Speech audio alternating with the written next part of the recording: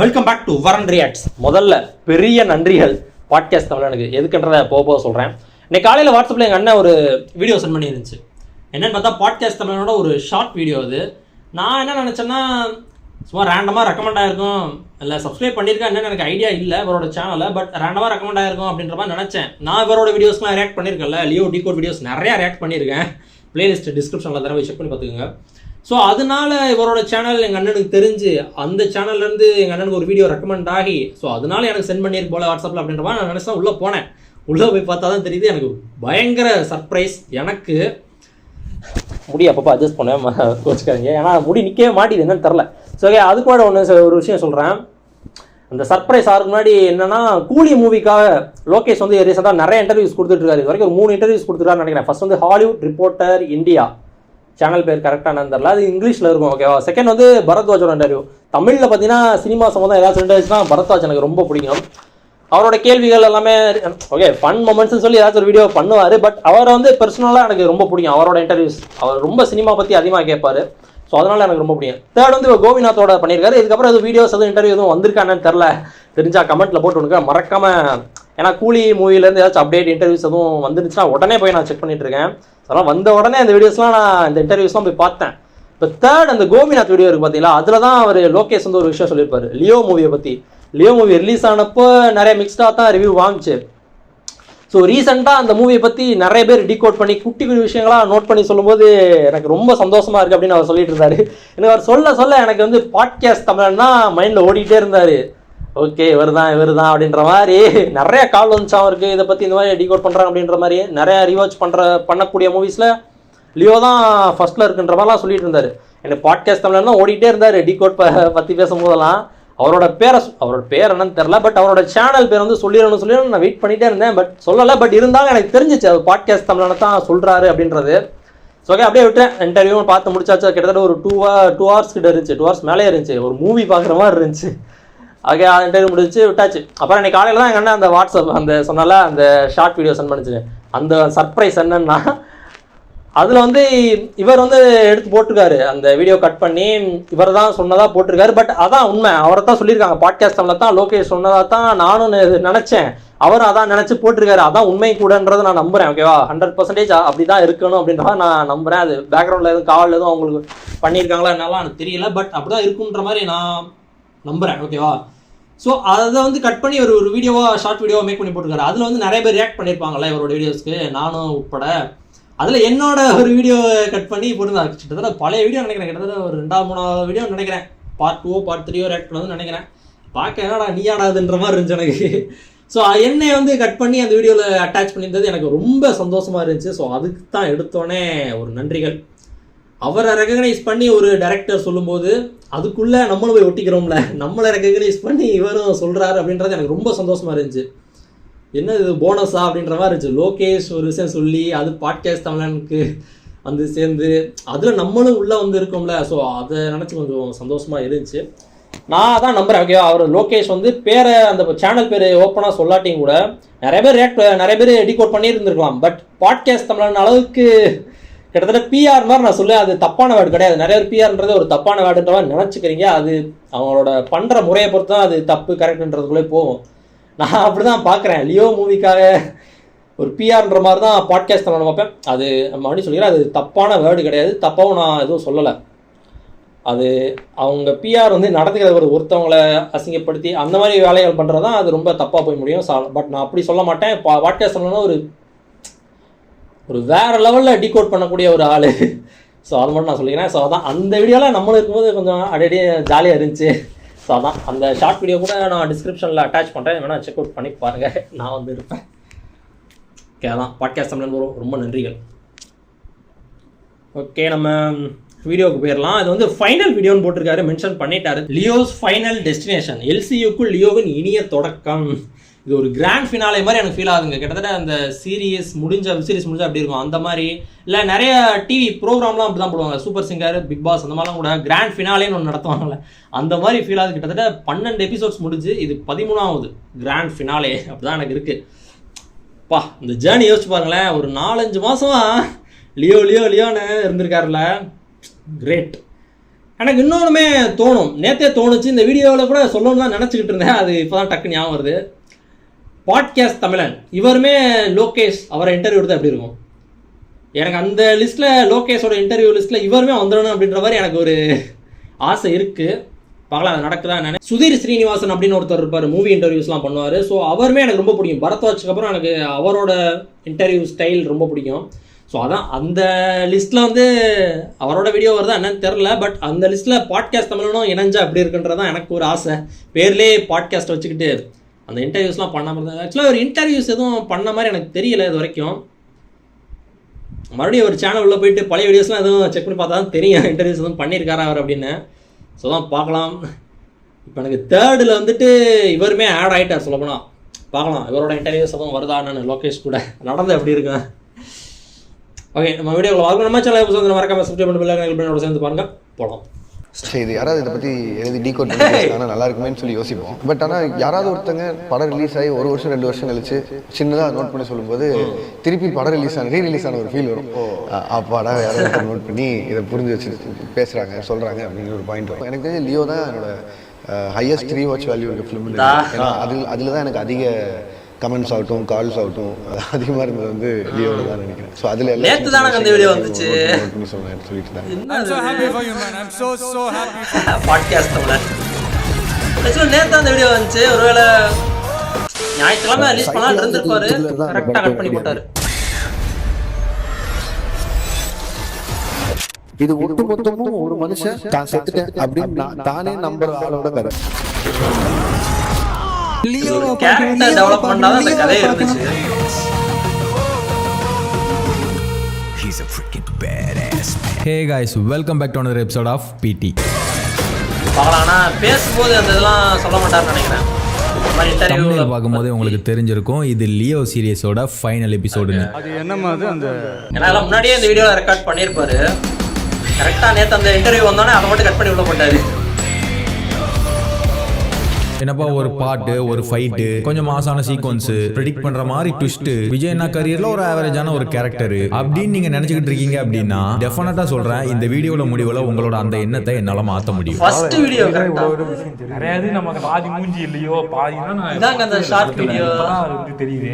But ஆனால் இந்த decode நானும் வரேன்.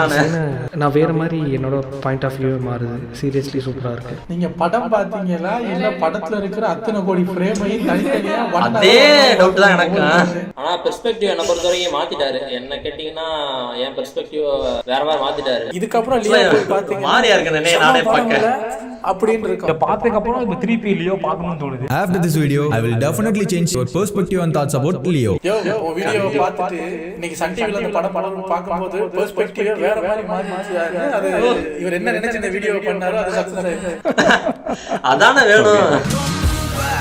பெர்ஸ்பெக்டிவ் மாத்தணும். அந்த வேலையை மட்டும் தான் பார்த்துட்டே இருந்தாரு ஸ்டார்டிங்ல. கிட்டத்தட்ட ஒரு 4 மாசத்துக்கு முன்னால ஆரம்பிக்கலாங்களா அப்படின்னு ஆரம்பிச்ச இந்த லியோ சீரிஸ் தென் ஏகப்பட்ட பார்ட்ஸ் போக போக நீங்க எல்லாரும் சொல்ல ஆரம்பிச்சிட்டீங்க. இப்படியே போய்க்கிட்டா என்ன அர்த்தம்? இதுக்கு ஒரு முடிவே கிடையாதா? சோ அதனால இன்னைக்கு இந்த எபிசோடோட இந்த சீரிஸை முடிச்சிடலாமா? பட் நம்ம டீகோடிங் சீரிஸோட டியூரேஷன் எல்லாம் கால்குலேட் பண்ணி பார்த்தோம்னு வச்சுக்கோங்க, கிட்டத்தட்ட இந்த வீடியோவோட சேர்த்து கிட்டத்தட்ட ஒரு 6 hours வருது. சோ அது நிறைய பேர் மென்ஷன் பண்ணிருந்தீங்க. எனக்கே அது ஆச்சரியமா தான் இருக்கு. ஒரு எபிசோடு எப்படியும் மினிமம் 20 minutes ஆது வந்துருது. பிகாஸ் ஒரு படத்துல எவ்வளவு லேயர்ஸ் இருந்திருந்தா, எவ்வளவு விஷயங்கள் ஹிடனா இருந்திருந்தா, இவ்வளவு விஷயங்களை நம்ம தேடி கண்டுபிடிச்சிருந்திருக்க முடியும். 6 hours வரைக்கும் ஒரு படத்தை பத்தி பேசி இருந்திருக்க முடியும். விட்டு அந்த கிளைமேக்ஸை கூட இன்னும் 2-3 எபிசோட்ஸ் எடுத்துட்டு போலாம். பட் ஆனா வேணும், ஆல்ரெடி இருக்கிற எல்லாத்துக்குமே எக்ஸ்பிளனேஷன் கொடுத்தாச்சு. தெளிவா புரியுற மாதிரி ஒன்னுக்கும் பர்டிகுலர் எபிசோட்ஸ் வச்சு எல்லாத்துக்குமே எக்ஸ்பிளனேஷன் கொடுத்தாச்சு. சோ இதுக்கு மேல இருக்கிற விஷயங்கள் எல்லாமே அப்படி ஃப்ளோவா ஸ்பீடா பார்த்துக்கிட்டு போனா மட்டும் போதும். சோ அப்படிப்பட்ட ஒரு படம், அவ்வளவு விஷயங்கள் இருக்கக்கூடிய ஒரு படம், ஏன் கண்ணில் பட்ட எல்லா விஷயத்தையும் உங்க கண்ணிலையும் பட வச்சு நீங்களும் அந்த படத்துல இருக்கக்கூடிய அந்த ஒரு ஆழமான விஷயங்களை புரிஞ்சுக்கணும். லியோ படத்தை பத்தினா உங்களுடைய பெர்ஸ்பெக்டிவா மாத்தணும் அப்படின்னு ஆரம்பிச்சதுதான் இந்த சீரிஸ். சோ அது நிறைய பேர் கிட்ட மாறிடுச்சுன்னு நினைக்கிறேன். யாராவது ஒருத்தர் மாறி இருந்தா கூட ஐ எம் ஃபினிஷ்டு தான். சோ அதுவே போதும். சோ நம்ம வளவலன்னு பேச வேணாம், டைரக்டா வீடியோக்குள்ள போயிடலாம். அண்ட் வெல்கம் டு லியோ சீரிஸோட ஃபைனல் எபிசோட்.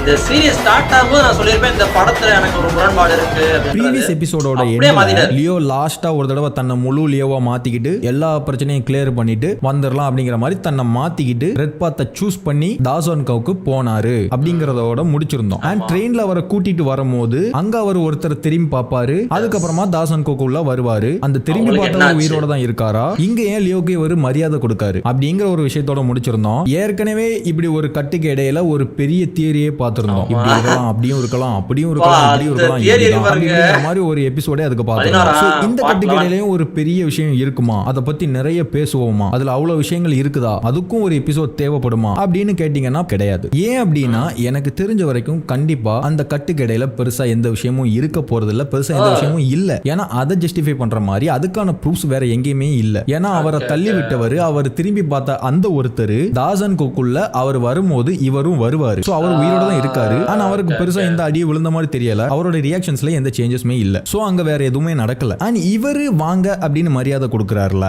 அது ஏன் அப்படின்னு கேட்டீங்கன்னா அது பெரிய விஷயம்லாம் கிடையாது. நான் போற போக்குல அப்படியே சொல்றேன், பாத்துக்கோங்க.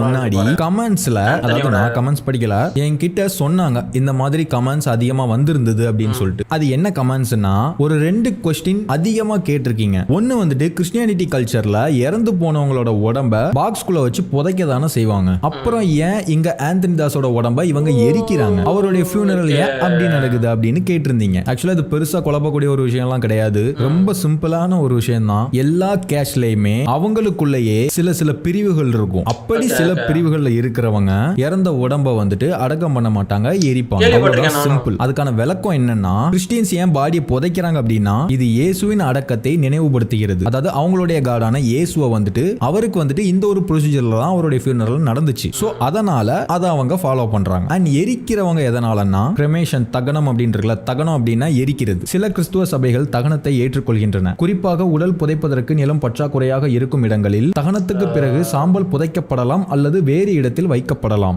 எரிக்கிறதுக்கு காரணம் வந்து இருக்குதா, ஒண்ணு புதைக்கிறதுக்கு இடம் இல்லாம இருக்கலாம், இன்னொன்னு அவங்களுடைய அந்த சாம்பல், அவங்களை எரிச்சு அவங்களுடைய அந்த சாம்பலை புதைப்பாங்க. உடலை புதைக்கிறதுக்கு இடம் இல்லைன்னா உடலை எரிச்சு அந்த சாம்பலை புதைப்பாங்க, அல்லது அந்த சாம்பலை எடுத்து வச்சுப்பாங்க. இவருடைய சாம்பல் அப்படின்னு சொல்லிட்டு அவங்க தனியா எடுத்து வச்சுப்பாங்க. சோ ஆந்தனி தாஸோட சாம்பல் வேணும் அப்படிங்கிறதுக்காக அவங்க எரிக்கிறாங்க. சோ அந்த ஒரு கேட்டகரி கிறிஸ்டியன்ஸ் தான் இவங்க. சோ இவ்வளவுதான், சிம்பிள். அண்ட் செகண்ட் ஒன் என்னன்னா, ஃபியூனரல்ல ஒருத்தர் மூஞ்சி மறைச்சிட்டு நிக்கிறாரு, ஒரு பிளாஸ்டிக் பவர் போட்டு மூஞ்சியை மறைச்சிட்டு இருக்கிறாரு. அவர் யாரு, இதுல எது எல்சியூ கனெக்ட் இருக்குதா, ஒருவேளை அவர் ரோலக்ஸா, இல்ல அமரா, அவரா, இவரான்னு ஏகப்பட்ட குழப்பம் கொஸ்டின்லாம் ரைஸ் பண்ணீங்க கமெண்ட் செக்ஷன்ல. ஆக்சுவலா எனக்கு சத்தியமா தெரியல, உண்மையிலே அவர் யாருன்னு உங்களுக்கு தெரியலையா, அதாவது யாருக்குமே தெரியலையா, சத்தியமா எனக்கு தெரியவே இல்ல. இந்த ஒரு மூஞ்சி தெரியாத ஒருத்தர் ஒரு பெரிய குழப்பத்தை கொண்டு வருவாருன்னு சத்தியமா நான் சொல்றேன். நீங்க நினைக்கிற மாதிரி ஆள் அவர் கிடையாது. இப்போ இந்த ஸ்டேஜ்ல ஆந்தனி தாஸை எரிச்சுக்கிட்டு இருக்காங்க. அப்போ ஹேரால் நிக்கிறாரு, அவருக்கு பின்னாடி 2 பேர் நிக்கிறாங்க. அதுக்கப்புறம் ஒரு ஸ்டெப் மத்த எல்லாரும் நிக்கிறாங்க. சோ இவங்க 3 பேர் ஒரு ஸ்டெப் மேல நிக்கிறாங்க. சரி, ஓகே, இத வந்துட்டு இந்த மூஞ்சி தெரியாத நபர் யாரு, இதெல்லாம் என்ன, இது வந்துட்டு ஃப்ளோல சொல்றேன். அந்த ஃப்ளோல தெரிஞ்சுக்கிட்டீங்கன்னா உங்களுக்கு வந்துட்டு கரெக்டா அண்டர்ஸ்டாண்ட் ஆகும். சோ இப்போ வேண்டாம். அந்த மாதிரி பிரிவுகள் எல்லா ரிலிஜன்லயும் இருக்காங்க, அது தெரியும். பட் பார்ட் 7 எல்லாரும் புதைக்கிறவங்களும் இருப்பாங்க, இருக்கிறவங்களும் நான் ஒரு விஷயத்தை வந்துட்டு பின்னாடி சொல்றேன்னு சொல்லிருப்பேன். பின்னாடி மீன்ஸ் கிளைமேக்ஸ்ல சொல்றேன்னு சொல்லிருப்பேன். சோ இப்போ நம்ம கிளைமேக்ஸ் வந்தாச்சு. அங்க நான் என்ன சொல்லிருப்பேன்னா, இந்த ஹேரால், ஆண்டனி இவங்களோட அந்த ஷர்ட் டிஃபரன்ஸ், அந்த ஷர்ட்டுக்கான வேரியேஷன் வந்துட்டு அதுக்குன்னு ஒரு இதுவே இருக்கு, அதுலயும் சில விஷயங்களை நமக்கு கன்வே பண்றாங்க அப்படி இப்படிங்கிற மாதிரிலாம் இருக்குதா. சோ அது என்னங்கறத வந்துட்டு நம்ம இப்போ டீடைலா பார்க்கலாம். அதாவது ஹேரால் தாஸா வந்துட்டு அந்த ஃபேக்கான ஃபிளாஷ்பேக்ல நல்ல நீட்டா டக் இன் பண்ணிட்டு, நல்ல முடியெல்லாம் சீவி கரெக்டா மெயின்டைன்டா நல்ல ட்ரெஸ் பண்ணிட்டு, ஆளு பாக்குறதுக்கு லுக் அப் அவங்க ஃபேக்கா சொன்னதுக்கு ஏத்த மாதிரி ஒரு ஃபாரின்ல படிச்ச ஒருத்தர் மாதிரி இருப்பாரு. பட் ஆனா ஆக்சுவலா அவர் யாருன்னா ஆந்தனி தாஸுக்கு கீழே உள்ள அவருடைய தம்பியான ஒரு கோவக்கார ஈகோ பிடிச்ச ஒரு அடியாள் அப்படின்னு நான் அந்த பிளாஷ்பேக்ல சொல்லியிருந்தேன் இல்லையா. சோ அதுக்கு ஏத்த மாதிரி தான் பிரசன்ட்ல அவருடைய லுக்ஸுமே இருக்கும். ஃபுல் நெஞ்சு தெரியற மாதிரி சட்டை பட்டனை திறந்து விட்டுருப்பாரு, முடியெல்லாம் சீரா சீவி இருக்க மாட்டாரு, களைஞ்சு போயிருக்கும். ஷர்ட்ல கையோட மடிப்புகள் வந்து ப்ராப்பரா நீட்டா இருக்காது. ஷர்ட்டுமே ஒரு நார்மல் ஷர்ட் தான் போடுவாரு, ஒரு சிங்கிள் பாக்கெட் வச்ச ஷர்ட்டா ஒரு நார்மலான ஷர்ட் தான் போடுவாரு. ஆனா அவருடைய பேச்சு பிஹேவியருமே கூட ஒரு படிக்காத ஒருத்தர், ஒரு யதார்த்தமான ஒருத்தர், ஒரு இம்மெச்சூரா, ஒரு திங்கிங் லெஸ்ஸா, லைக் ஒரு ஏனோ தானோ அப்படிங்கிற மாதிரி தான் அவரோட பிஹேவியர் பேச்செல்லாம் இருக்கும்.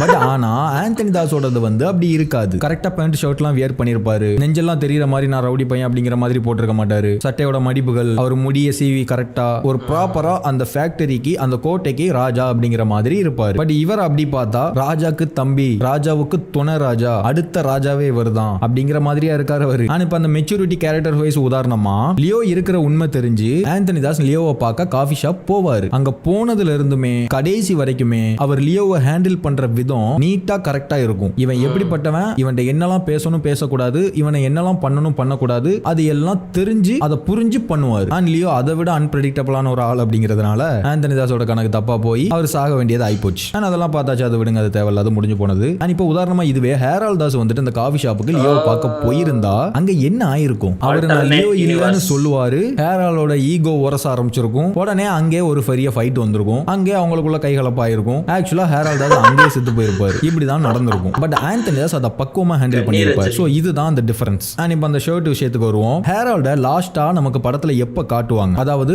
ஆந்தனி தாஸ் உயிரோட இருக்கும்போது காட்டுவாங்க. ஆந்தனி தாஸ் ஃபேக்டரியில இருந்து லியோவை பார்க்க கிளம்பி போவாரா, அப்ப அவரை ஹேரால்ட் தாஸ் வழி அனுப்பி வைப்பாரு. அப்போ நமக்கு ஹேரால்ட் தாஸை காட்டுவாங்க. அதுக்கப்புறம் படத்துல எப்போ ஹேரால்ட் தாஸை காட்டுவாங்கன்னா ஆந்தனி தாஸ் இறந்து போனதுக்கு அப்புறமா அந்த செய்தி தெரிய வரும்போது ஹேரால்ட் தாஸை காட்டுவாங்க. சோ இந்த ரெண்டு ஷாட்டுக்கும் டிஃபரன்ஸ் பாருங்க. இது ஆந்தனி தாஸ் சாவுறதுக்கு முன்னாடி, அதாவது அந்த ஃபேக்டரியோட ராஜா அந்த கோட்டையை விட்டு வெளியில போறதுக்கு முன்னாடி ஹேரால்ட் தாஸை பாருங்களேன். அவர் 2 ஸ்டெப் பின்னாடி போய் அந்த கூட்டத்தோட வரிசையில் நின்னாருன்னா இதுல இவர் தான் மெயினான ஆளு அப்படின்னு சொல்லிட்டு கண்டுபிடிக்கவே முடியாது. அவ்வளவு லோக்கலா அவ்வளவு யதார்த்தமா ஒரு அடியால் மாதிரியே தான் இருப்பாரு. அண்ட் ஆந்தனி தாஸ் போனதுக்கு அப்புறம் அவரை காட்டுற அந்த ஷாட்ல பாருங்க, அவர் போட்டிருக்க ஷர்ட்டை பாருங்க, டபுள் பாக்கெட் வச்ச ஷர்ட் போட்டிருக்காரு. அண்ட் இங்க கூட்டத்தோட கூட்டமா அடியாலா கும்பலா நின்னாரா, யாரும் இதுல முக்கியமான ஆளுன்னு வித்தியாசமே தெரியாத மாதிரி. இங்க அவர் போனதுக்கு அப்புறம் காட்டுறாங்க ஒரு மாதிரி சோலோவா கெத்தா பத்துனுறாரு, ராஜா பகவத் மாதிரி படுத்துறாரா. அதாவது ராஜா இல்லாத இந்த ஒரு கோட்டைக்கு இப்ப நான் தான் ராஜாவா இருக்கிறேன் அப்படிங்கிற மாதிரி ஒரு லுக்ல காட்டுறாங்க அவர். ஆந்தனி தாஸ் அவருடைய கோட்டையை விட்டு வெளியில போகும்போது, அதாவது லியோவை பார்க்க கிளம்பும் போது அவருடைய ஷர்ட்டை ரிமூவ் பண்ற மாதிரி ஒரு ஷாட் வச்சிருப்பாங்க. அதாவது தன்னோட கோட்டையை விட்டு அந்த ராஜா பதவியை கழட்டி வச்சுட்டு அவர் போறாரு.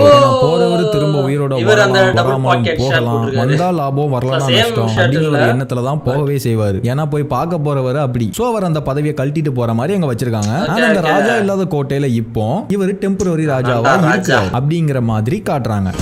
நான் தாண்டா லியோ அப்படின்றாரு, நான் தாண்டா ராஜா.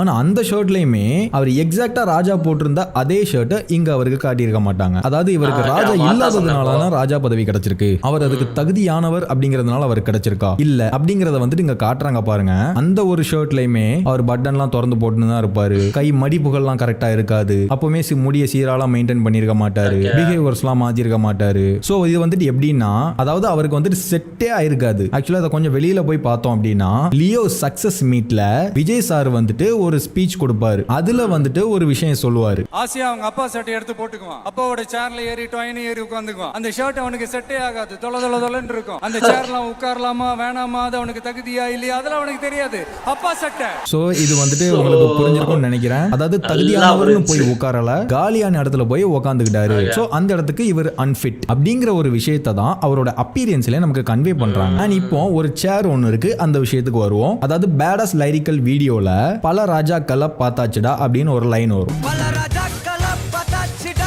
அதுக்கு ஒரு விஷயம் ஒண்ணு காட்டுவாங்க. ஒரு சேர்ல ஆந்தனி தாஸ் உட்கார்ந்திருக்கிற மாதிரி, அதாவது அவர் ராஜா அவருடைய சிம்மாசனத்துல உட்கார்ந்திருக்கிறாரு. அந்த சேர் தான் அந்த கோட்டையோட, அந்த தாசன்கோ ஃபேக்டரியில உள்ள அந்த ராஜாவோட சிம்மாசனம், அந்த சேர். தென் ஒரு ராஜா இறந்ததும், அதாவது ஆந்தனி தாஸ் இறந்ததுக்கு அப்புறமா வேற ஒரு புது ராஜா வாராரு, அதாவது அவருடைய தம்பியான ஹேரால்ட் தாஸ் வாராரு. அந்த சிம்மாசனத்துல அவர் உட்கார்றாரு. அதாவது ஆந்தனி தாஸ் இல்லாத தாசன்கோல அவருடைய இடத்துல அவர் அந்த அதாவது அந்த பின்னாடி ஒரு சோஃபா இருக்கு பாத்தீங்களா, அந்த சோஃபால கெத்தா பத்துன்னு இருப்பாரு. ஆனா அவர் இறந்த செய்தி தெரிஞ்சதுக்கு அப்புறமா அடுத்து அவரு சிம்மாசனத்துல வந்து உட்கார்ந்துருக்காருங்கிற மாதிரி காட்டுறாங்க. ஒரு ராஜா போயாச்சு, அதாவது ராஜா பதவியை கழட்டி வச்சுட்டு போனாரு, இவர் பதவியை டெம்பரரி எடுத்துக்கிட்டாரு. இப்ப ராஜாவே இல்ல, சோ ராஜ்யத்தை நான் கண்ட்ரோல் எடுத்துக்கிறேன்னு சொல்லிட்டு இவர் அடுத்த ராஜாவா சிம்மாசனத்துல உட்கார்ந்துருக்காரு. அண்ட் தென் லியோ தாஸ் இவரை கொன்னுட்டு, அதாவது இந்த ராஜாவையும் காலி பண்ணிட்டு அவரு அந்த சிம்மாசனத்துல போய் உட்கார்ந்துருவாரு. சோ ஃபர்ஸ்ட் ஒரு ராஜா, அவர் செத்து போனதுனால இவர் ராஜா, இவரை கொன்னுட்டு இவர் ராஜா. அண்ட் இதுல முக்கியமா நம்ம கவனிக்க வேண்டிய விஷயம் இன்னொன்னு என்னன்னா, லாஸ்ட் லாஸ்டா லியோ வந்துட்டு எல்லாரையுமே அழிச்சிட்டு தாசன் கோங்கிற அந்த கோட்டையை தீ வச்சு டிஸ்போஸ் பண்றதுக்கு முன்னாடி ஒரு 2 மினிட்ஸ் தன்னோட பாஸ்ட் லைஃபை வந்துட்டு தன்னோட பாஸ்ட் பிஹேவியரை வந்துட்டு ஃபீல் பண்ணுவாருங்க. ஒரு நாஸ்டாலஜிக் மொமெண்ட் மாதிரி அங்க ஒன்னு பண்ணுவாரு. அதாவது அவருடைய பழைய பிஹேவியர்ஸ் எல்லாம் ரீக்ரியேட் மாதிரி பண்ணுவாரு. லைக் சிகரெட் பிடிக்கிறது அண்ட் அந்த காப்பு போடுறது இதெல்லாம் பண்ணுவாரா.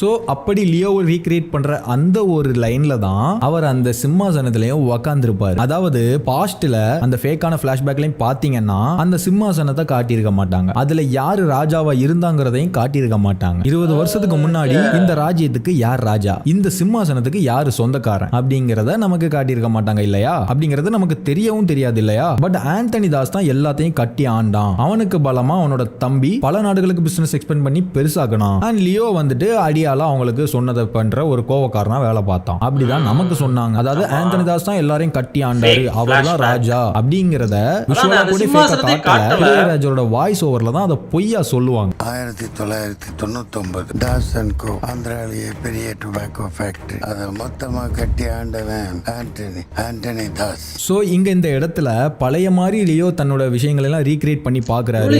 பழைய லியோவை ஃபீல் பண்றாரு ஒரு 2 மினிட்ஸா லாஸ்டா அப்படின்னு காட்டுறாங்க. அப்படின்னா அந்த சிகரெட் பிடிக்கிறது காப்பு போடுறது அந்த வரிசையில் அந்த சேர்லயே உட்கார்றாரு. அப்படின்னா 20 வருஷத்துக்கு முன்னாடி இந்த கோட்டைக்கு அவர் தான் ராஜாவா இருந்திருக்கிறாரு. அவரு தன்னை செத்து போனதா நம்ப வச்சுட்டு போனதால, அதாவது அந்த ராஜா செத்து போனதால அதுக்கப்புறமா இங்க ஆண்டனி தாஸ் ராஜாவானாரு. அதுக்கப்புறமா அவர் செத்து போனதால ஹேரால்ட் தாஸ் ராஜாவானாரு. அதுக்கப்புறமா அவர் கொன்னுட்டு பழைய ராஜாவை திரும்ப வந்து அதுல உட்கார்ந்து இருக்கிறாரு. அதுவும் கெத்தா உட்கார்ந்துக்கிறாரு. அந்த கழுகும் கூட அந்த ஒரு ராஜாவோட சிம்மாசனத்துக்கு பக்கத்துல தான் அதோட பிளேஸ்மெண்டே இருக்கும். அந்த இடத்துக்கான அந்த ராஜ்யத்துடைய ராஜாவுக்கு பக்கத்துல அந்த கழுகை இருக்கும். ஆனா அந்த பழைய ராஜா திரும்ப அந்த சிம்மாசனத்துல இத்தனை வருஷம் கழிச்சு வந்து உட்காரும் போது அந்த கழுகு அவரை வந்து பார்க்கும். ஓஜி கிங் வந்து வந்திருக்கான் அப்படிங்கிற மாதிரி அது வந்து பார்க்கும். அந்த கழுகை பார்த்து அந்த ராஜா இப்படி ஒரு வார்த்தை சொல்லுவாரு.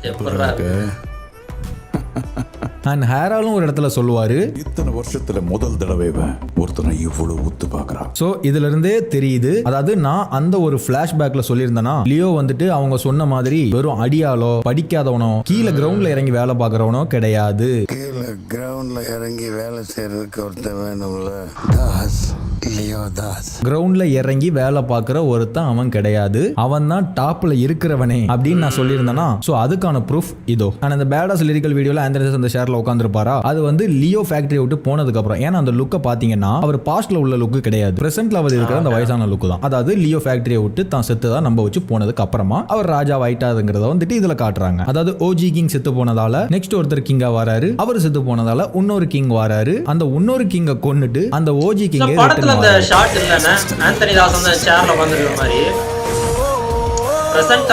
அதே மாதிரி தான் அந்த ஷர்ட் விஷயமும். அந்த double pocket shirt Antony Das கழட்டிட்டு போறாரு. அதுக்கப்புறமா அதை ஹேரால்ட் தாஸ் போட்டிருக்காரு. ஆனா அவரும் செத்ததுக்கு அப்புறமா அதை லியோ போட்டிருக்காரு. லியோ எங்கடா போட்டிருக்காரு அப்படின்னு கேட்டீங்கன்னா, அதாவது லியோ படத்துல வேற எங்கேயுமே போட மாட்டாரு டபுள் பாக்கெட் ஷர்ட். லாஸ்ட்ல இந்த டபுள் பாக்கெட் ஷர்ட் காரன, அதாவது இந்த ராஜாவை கொன்னதுக்கு அப்புறமா அவரை வீட்டுல வச்சு காட்டுவாங்க தெரியுமா, அப்போ அவர் டபுள் பாக்கெட் ஷர்ட் போட்டிருப்பாரு. இதுக்கு முன்னாடி படத்துல வேற எங்கேயுமே அவர் இந்த ஷர்ட் போட்ட மாதிரி காட்டவே மாட்டாங்க. ஓஜி கிங் அப்படிங்கறத வந்துட்டு அங்க நமக்கு கன்வே பண்றாங்க. நான் தான் கிங்னு சொன்னவன் எல்லாரையும் கொன்னுட்டு இங்க நான் தான் எப்பவுமே கிங், கடைசி வரைக்கும் நான் தான் கிங் அப்படிங்கிற மாதிரி அங்க கன்வே பண்றாங்க.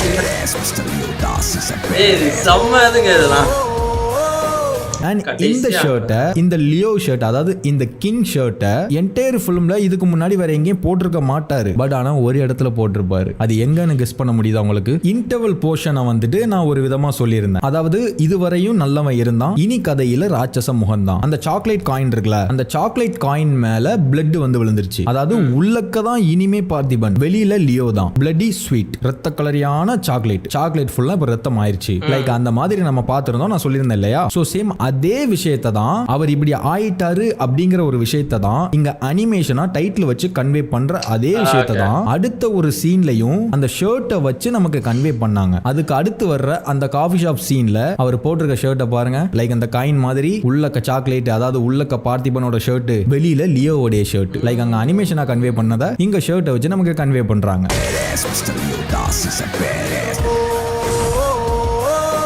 ஸோ அவ்வளவுதான். இப்போ உங்களுக்கு தெளிவா புரிஞ்சிருக்கும்னு நினைக்கிறேன். சிம்பிள். அண்ட் இப்போ விஷயத்துக்கு வருவோம். ஆந்தனி தாஸோட ஃபியூனரல்ல அங்க நிக்கிறவர் யாரு? நீங்க லியோ தாசன்கோக்குள்ள என்ட்ரு ஆகும்போது இவர் எதுக்கு வாங்கன்னு மரியாதை கொடுக்குறாரு. அந்த ட்ரெயினுக்கும் இதுக்கும் இடையில என்ன நடந்துச்சு? இது ரெண்டுத்துக்கும் சேர்த்து ஒரு ஆன்சர் சொல்லணும்னா ஆக்சுவலா இவர் யாரு? இவர் ஆந்தனி தாஸ் கூட இருக்கிறவர் நமக்கு தெரியும். அதாவது இவர் ஆந்தனி தாஸோட ரைட் ஹேண்ட். அதாவது அந்த ஃபியூனரல்ல நான் சொல்லியிருந்தேன்ல, ஹேரால்ட் தாஸோட லெஃப்ட்ல தான் இவர் நிக்கிறாரு, பட் ரைட்ல வேற ஒருத்தர் நிக்கிறாரு. இவர் இப்போ ஆந்தனி தாஸ் இறந்து போனதால ஹேராலோட லெஃப்ட் ஹேண்ட் ஆயிட்டாரு. பட் ஆந்தனி தாஸுக்கு ரைட் ஹேண்டா இருந்தவர். ஆந்தனி தாஸ் எப்படி எந்த ஒரு விஷயத்தையும் மெச்சூர்டா ஹேண்டில் பண்ணக்கூடிய ஒரு ஆளா, லைக் அதே மாதிரி தான் இவரும். ஹேரால் மாதிரி பெருசா கோவப்படுறது, உன்னை கொன்றுவேன் வச்சிருவேன் அப்படி இப்படின்னு சொல்றது அந்த மாதிரிலாம் எதுவுமே இருக்காது. சோ அவரோட ரைட் ஹேண்டுங்கிறதுனால அதுக்கு ஈக்குவலான ஒரு மெச்சூரிட்டி அவருக்கு இருக்கும். சோ இப்போ உள்ள வர்றது லியோ தாஸ், அதாவது நம்மளுடைய ஒரிஜினல் கிங், நம்மளுடைய பழைய ராஜா இதுக்குள்ள வாராரு. சோ அதனால அவருக்கு இவரு வாங்க அப்படின்னு மரியாதை கொடுக்குறாரு. அண்ட் நிறைய இடங்கள்லயுமே இவர் பெருசா ரியாக்ட் பண்ண மாட்டாரு. லைக் சின்னதா ஸ்மைல் பண்றது, அப்படி நிக்கிறது, அமைதியா இருக்கிறது, லைக் ஆந்தனி தாஸ் மாதிரி எல்லா விஷயத்தையும் யோசிச்சு பண்ற ஒரு மெச்சூரான ஆள் மாதிரி தான் காட்டுவாங்க. சோ அதனால தான் இங்க அந்த கிங்குக்கு அவர் மரியாதை கொடுக்கிறாரு. சோ இதுல வேற எந்த ஒரு இதுவுமே கிடையாது, அங்க வேற எதுவுமே நடக்கல. அண்ட் இப்போ இந்த ரைட்ல நிக்கிறவர் யாரு? அவர் யாருன்னா ஹேரால்ட் தாஸோட ரைட் ஹேண்டா இருந்தவர். ஆந்தனிக்கு இவர் எப்படி ரைட் ஹேண்டோ அதே மாதிரி ஹேரால்டுக்கு இவர் ரைட் ஹேண்டா இருந்தவர். அதாவது இவர் ஃபிளாஷ்பேக்லயுமே இருப்பாரு, பிரசன்ட்லயுமே நிறைய இடத்துல இவரை காட்டுவாங்க, நீங்க பாத்துருக்கீங்க. இவர் பேர் சிட்டு. சோ இவர் ஹேரால்ட் தாஸோட ஒரு ரைட் ஹேண்டு, ஹேரால்ட் தாஸோட எல்லாத்துக்குமே கூட இருப்பாரு. இப்போ இவர் எப்படி ஆந்தனி தாஸ் மாதிரியோ இவரும் ஹேரால்ட் தாஸ் மாதிரி அந்த ஒரு கோவம், அந்த ஒரு இம்மெச்சூர் ஆக்டிவிட்டிஸ் இதெல்லாம் அவர்கிட்ட இருக்கும். லைக் அந்த மாதிரியான ஒரு ஆள். அண்ட் இவர்கிட்ட ஹேரால்ட் தாஸ் ஒரு விஷயம் சொல்லுவாரு. அதாவது லியோ எல்லாரையும் கொல்றதுக்கு தான் ஃபேக்டரிக்குள்ள வந்திருக்காரு. அந்த ஒரு ப்ராஜெக்ட்ல ஃபர்ஸ்ட் அட்டாக் பண்ற ஒரு ஆளே இவர் தான்.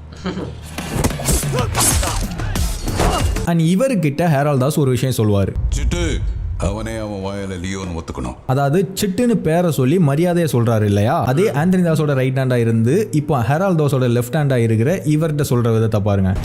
நீ பையன்கிட்ட போ, நீ இன்னும் மரியாதை இல்லாம சொல்றாரு இல்லையா, அவரும் ஒரு வேலைக்கார மாதிரி ஒரு ரியாக்ட் பண்றாரு. அதாவது ஆந்தனி தாஸ் போனதோட இவருடைய மவுசுங்க குறைஞ்சிருச்சு. இப்போ இவர் ஹேராலோட லெஃப்ட் ஹேண்ட், அதுக்கேத்த மரியாதை. சோ இப்போ உங்களுக்கு இந்த மூஞ்சில கவர் அது கவர் கிடையாது, அவருடைய முடி. சோ இது உங்களுக்கு நான் என்ன நினைச்சிட்டேன்னா பின்னாடி முகம் மறைச்சு புதுசா பாக்குற மாதிரி அப்பாவியா ரியாக்ட் பண்ணுவாரு ஹேரால்ட் முன்னாடி. ஆனா அப்பாவியா பார்த்திபனா கேட்பாரு. சார் நீங்க கேட்ட மாதிரி உங்க அண்ணனோட பாடி எடுத்துட்டு வந்து கொடுத்துட்டேன், தயவு செஞ்சு என் பையனை கொடுத்துருங்க, நான் போயிடுறேன். அப்புறமா ஹேரால்ட் நம்பாத மாதிரியே ரியாக்ட் பண்ணுவாரு. அதனால நீங்க நம்ப மாட்டீங்கன்னு தெரியும் அப்படிங்கறதே அவரே சொல்லி, நான் என்ன சொன்னாலும் நீங்க நம்ப மாட்டீங்கன்னு எனக்கு தெரியும். அவர் ஒரு சில ப்ரூஃப்ஸ் எல்லாம் எடுத்துட்டு வந்திருக்காரு, அதை காட்டுறதுக்காக தன்னோட பேக் எடுப்பாரு. அதனாலதான் நான் அப்ப அவர் அந்த பேக்கை எடுக்கும் போது சுத்தி இருக்கிறவங்க எல்லாம் பயப்படுறாங்க, அலர்ட் ஆகுறாங்க. அப்பா அவர் ஒன்னு சொல்றாரு, பயப்படாதீங்க, இது என் பையனோட ஸ்கூல் பேக் தான். அதாவது அவர் இதை சொல்றது மூலமா ஹேராலோட ஈகோவை உரசுறாரு. பயப்படாதீங்க. அப்புறமா படிச்சுட்டு வந்த மாதிரி ஒப்பிப்பாரு. சார் இது என் பர்த் சர்டிபிகேட், இது என் 10th 12th மார்க் ஷீட், இது என் ரேஷன் கார்டு, ஆதார், கல்யாண போட்டோ, இது என் பொண்ணுக்கு காது குத்துனப்ப எடுத்தது, இது என் பையனோட ஃபர்ஸ்ட் பர்த்டே அப்ப எடுத்தது. சார் சார் இது பாருங்க, இது நான் 10th படிக்கும் போது பேச்சு போட்டியில கப்பலோட்டிய தமிழ்னை பத்தி பேசி ஃபர்ஸ்ட் பிரைஸ் வாங்கினப்ப எடுத்தது. Sir certificate. அதாவது அங்க எண்ட்ல சர்டிபிகேட்ல கூட பாருங்க என் பேர் பெருசா இருக்கும், சர்டிபிகேட்ல கூட பாருங்க என் பேர் பெருசா இருக்கும். தெளிவா தெரியுது ஹேரால்ட் தாஸ ட்ரிகர் பண்றாரு. ஆனா லியோன்னு ஒத்துக்கிட மாட்டேன், இப்படிதான் என்ன நியாயப்படுத்துவேன், முடிஞ்சா என்ன ஒத்துக்க வச்சுக்கோ அப்படின்ற மாதிரி ட்ரிகர் பண்றாரு. அதுக்கான காரணத்தை நான் பின்னாடி சொல்றேன். ஆனா அதை பார்த்துட்டு ஹேரால்ட் தாஸும் நிறைய லியோக்கான ஆதாரத்தை எடுத்து காட்டுவாரு. ஆனா அதுக்கும் லியோ ஒரு சில விஷயங்கள் சொல்லி அவரை ட்ரிகர் பண்ணுவாரு. தப்பே இல்ல சார், நீங்க என்ன லியோன்னு நினைச்சதுல தப்பு இல்ல சார், இருந்தாலும் பார்க்க அப்படியே என்ன மாதிரியே இருக்கான் சார். ஆனா அதுக்கு ஹேரால்ட் தாஸும் ரியாக்ட் பண்ணுவாரு. இத பார்த்த கேன மாதிரி தெரியுதா, என்ன பார்த்த கேன மாதிரி தெரியுதா. ஆனா அவருடைய தங்கச்சியை பத்தி ஒரு விஷயம் சொல்லுவாரு. என் கையால உன் தங்கச்சிக்கு என்ன நடந்ததுன்னு உனக்கு தெரியும், அதை நீ மறக்கலன்னு நினைக்கிறேன். சேம் இதே மாதிரி ஒரு விஷயத்த ஆந்தனி தாஸ் சொல்லும் போது, உன் தங்கச்சி செத்த அதே நாள் இன்னைக்கு, அங்க அவர் என்ன ஆன்சர் பண்ணாரோ, சொன்னா புரியாதாடா, எனக்கு தங்கச்சி இல்ல ஒரு மயிரும் இல்லடா. சேம் அதே மாதிரி தான் இங்கே ஆன்சர் பண்ணுவார். எனக்கு தங்கச்சியே கிடையாது, எப்படி சார் உங்களுக்கு நான் புரிய வைப்பேன். சித்தோ தென் இங்க சித்து அப்படிங்கிற மாதிரி சத்தம் போடுறாருல, அங்க கொஞ்ச நேரம் சைலண்டா காட்டுறாங்க. சித்து அதாவது சத்தத்துக்கு எட்டாத தூரத்துல தான் சித்தார்த் இருக்கிறான் போல அப்படிங்கிறது வந்து இங்க கன்ஃபார்ம் ஆகுது. நம்ம சத்தம் போட்டதுக்கும் பதிலுக்கு ரியாக்ட் பண்ற மாதிரி எந்த சவுண்டும் வரல, எந்த சத்தமும் கேட்கல. சோ சத்தத்துக்கு எட்டாத தூரத்துல தான் சித்தார்த் இருக்கிறாங்கிறத இங்க அவர் கன்ஃபார்ம் பண்றாரு. அப்புறமா அந்த கழுகு வந்துட்டு அவரை ஒத்து பாக்குறத வந்துட்டு நம்ம ஆல்ரெடி பார்த்திருந்தோம். அதுதான் இத்தனை வருஷத்துல முதல் தடவை ஒருத்தனை இவ்வளவு உத்து பாக்குறான். இவ்வளவு க்ளோஸ் அப்ல ஒரு கழுக என் வாழ்க்கையில நான் பார்த்ததே இல்லை சார். இது கொஞ்சம் பின்னாடி போக சொல்லுங்க சார், பயமா இருக்கு சார். அண்ட் தென் ஹேரால்ட் தாஸ் இந்த பெர்ஃபார்மன்ஸ்லாம் உன் குடும்பத்துக்காக தான் நான் பண்றேன், குடும்பத்துக்காக தான், அதாவது குடும்பத்துக்காக தான் நான் பண்றேன், அப்ப அந்த குடும்பத்தை நான் கொல்றேன் பாரு, புரியுதா? லைக் ஈகோ இது, அதை நான் பண்றேன் பாருங்கிற மாதிரி பண்ணுவாரு. இந்த பெர்ஃபார்மன்ஸ் எல்லாம் உன்னுடைய குடும்பத்தை காப்பாத்துறதுக்காக தானே பண்ற. இங்க ஒரு உயிரை பாக்குறதுக்காக வந்து அங்க 2 உசுரை அம்போன்னு விட்டுட்டு வந்துட்டே சாமி. உன் பொண்டாட்டி பொண்ணோட கழுத்தை அறுத்து போட சொல்லவா? அங்க பாத்தீங்கன்னா லியோவை இங்க வர வச்சுட்டு ஹேரால்ட் தாஸ் லியோ வீட்டை சுத்தி ஆளுங்களை வச்சிருக்காரு. சோ இப்போ லியோ அதை யோசிக்காமலே வந்திருப்பாரு. சோ அங்க என்ன பண்ணணுமோ அதை தெளிவா பண்ணிட்டு வந்துருக்காரு. அதாவது இப்போ வீடு இருக்குது, வீட்டை சுத்தி ஃபுல்லா ட்ராப் செட் பண்ணி வச்சிருப்பாரு. வீட்டோட காமன்குள்ள இவங்க என்டர் ஆகி வீட்டை டச் பண்ற வரைக்கும் சில பேர் செத்து போயிருவாங்க, சில பேர் காலி.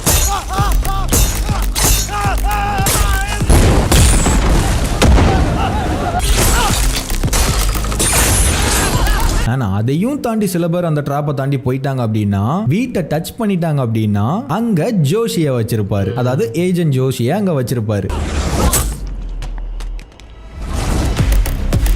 இங்க இந்த ஏஜென்ட் ஜோசி புல்லட்டை வச்சு ஷூட் பண்ண வேண்டியதானே. அந்த ஓப்பனிங்ல ஒரு ஹைனாவை ஷூட் பண்ணுவார் தெரியுமா, ஒரு மயக்க மருந்து, அதை வச்சு ஷூட் பண்ணுவாரு. அதாவது ஜோஷி வந்துட்டு ஒரு ஏஜென்ட், விக்ரம் ஸ்குவாட்ல உள்ளவர். ஆனா அவர் வந்துட்டு புல்லட்டை வச்சு ஷூட் பண்ண முடியாது, ஏன்னா அவர் போலீஸ் கிடையாது, ஒரு ஃபாரஸ்ட் ரேஞ்சர் தான். சோ அதனால அவர் வந்துட்டு ஷூட் பண்ண முடியாது. சோ அவர் லீகலா போறாரு அண்ட் என்ன பண்ணணுமோ அதையும் பண்றாரு. சோ வீட்டை நெருங்கின பாதி பேர் ஜோஷி மூலமா காலி. ஆனா ஜோஷியுமே தாண்டி வேற வழியா வீட்டுக்குள்ள என்டர் ஆவறவங்களுக்கு நெப்போலியனை வச்சிருப்பாரு. இவர் பாடிகார்டு தானே, சோ அசால்ட்டா புல்லட் டைரக்ட் போயிட்டே இருப்பாரு. நெப்போலியன் அடிபட்டு அந்த நெப்போலியன் அதோட மெயின் கேட்டுக்கு ஆப்போசிட்டா சொல்லிருப்பாரு. எல்லாரையும் ஷூட் பண்ணுவார், ஏன்னா அவர் ஷூட் பண்ணலாம், ஏன்னா ப்ரொடெக்ஷனுக்கு வந்தவர் நம்ம ஆல்ரெடி பார்த்துட்டோம். அவர் வந்து ஷூட் பண்றதுக்கு அனுமதி இருக்குது. சோ இப்போ வந்துட்டு அவர் ஷூட் பண்றாரு. தென் அதுக்கப்புறமா அவரையும் தாண்டி ஒரே ஒருத்தன் வீட்டுக்குள்ள சத்யா இருக்கிற இடத்துக்கு போயிருவான். ஆனா அப்படியும் தாண்டி ஒருத்தன் உள்ள போயிட்டான்னா அதுக்கு தான் அங்க ஹைனா வச்சிருப்பாரு, அதாவது சுப்பிரமணியம் வச்சிருப்பாரு. சுப்பிரமணி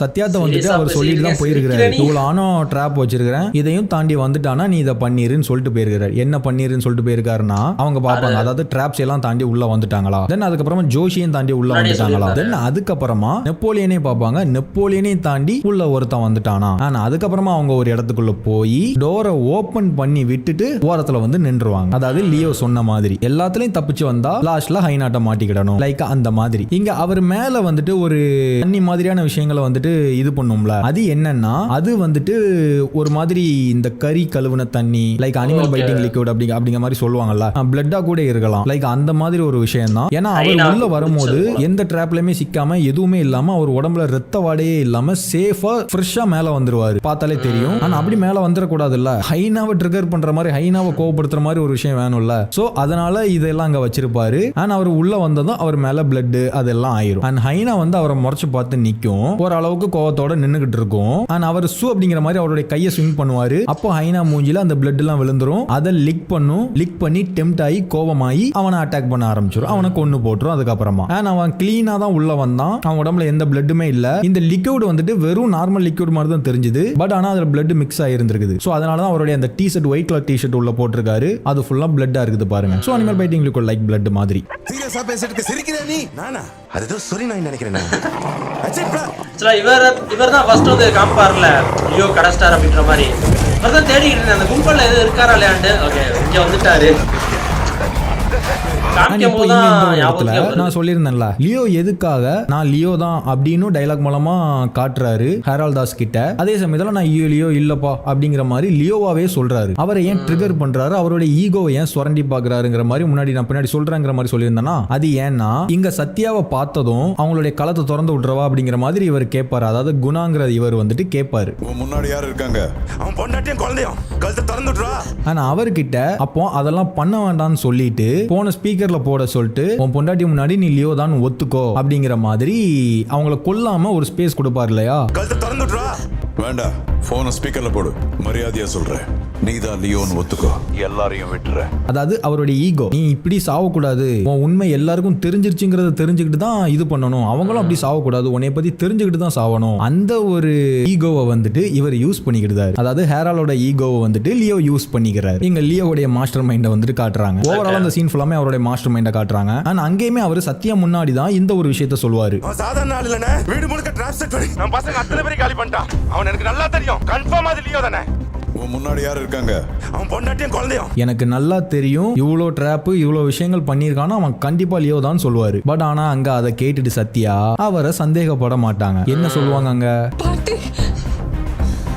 பார்த்திபன் அப்படி தானே சொல்றாங்க. ஏன் சந்தேகம் வரல அப்படின்னு கேட்டீங்கன்னா அதுக்கு தான் ஒரு ஃபுல் எபிசோடே நம்ம பார்த்திருந்தோம் 1/2 மணி நேரத்துக்கு. என்ன பண்ணாலும் இனிமே சந்தேகப்பட முடியாது, சம்பவம் பண்ணி விட்டு போயிட்டாரு, அப்ப எப்படி சந்தேகப்பட முடியும்? சோ அது வந்துட்டு உங்களுக்கு கிளியரா புரிஞ்சிருக்கும்னு நினைக்கிறேன். சோ லியோ தான் இல்லாத இடத்துலயும் தான் குடும்பத்தை பாதுகாக்கிறதுக்கு என்ன மாதிரிலாம் விஷயத்த பண்ணி வச்சிருக்காங்க. அவர் சொல்றாருல, எனக்கு கண்டிப்பா தெரியும் அது லியோ தான் அப்படிங்கிற மாதிரி. அதாவது காம்பவுண்டை தாண்டி உள்ள வந்தானுங்கன்னா எல்லா டிராப்ல ஆரம்பிச்சு பாதி பேர் செத்து போயிருவாங்க. ஆனா அதையும் தாண்டி வீட்டு பக்கத்துல போனாங்கன்னா ஜோஷி கையால பாதி பேர் முடிஞ்சிருவாங்க. ஆனா அதையும் தாண்டி வீட்டுக்கு உள்ள போனானுங்கன்னா நெப்போலியன் கையால பாதி பேர் செத்தானுங்க. ஆனா அதையும் தாண்டி சத்யா கிட்ட போயிட்டாங்கன்னா அவனுங்க சுப்பிரமணி கையால முடிஞ்சானுங்க. சோ இவ்வளவு விஷயம் பண்றாரு லியோ, அந்த ஒரு master mind Leo, OG king. And இவ்வளவு விஷயத்தையும் பண்ணிட்டு அங்க ஹேரால் கிட்ட திரும்ப அப்பாவியா நடிச்சு அவரை ட்ரிகர் பண்ணிக்கிட்டே இருப்பாரு. வேணாம் sir, sir sir please sir, sir அவங்கள எதுவும் பண்ண வேணாம்னு சொல்லுங்க சார், பாவம் சார், சார் சார் உள்ள போவேனான்னு சொல்லுங்க சார்.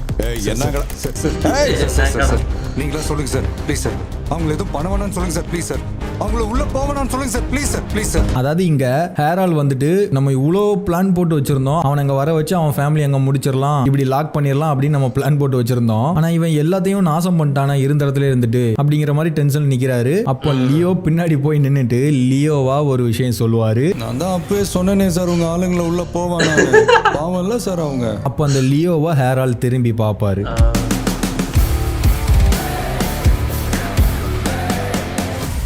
ஆனால் அப்போ ஸ்விட்ச் பண்ண மாதிரி பார்த்திபன் மோடுக்கு போய் பார்த்திபன் மாதிரி ஆக்ட் பண்ணுவார்ல, திரும்ப தலை குனிஞ்சு. ஹேரால்டுக்கு பயங்கர எக்ஸ்ட்ரீமா கோவம் வந்து அவரை ஒரு கிக் பண்ணிடுவாரு. அவர் அப்படி வெளியில போய் விழுந்துருவார்.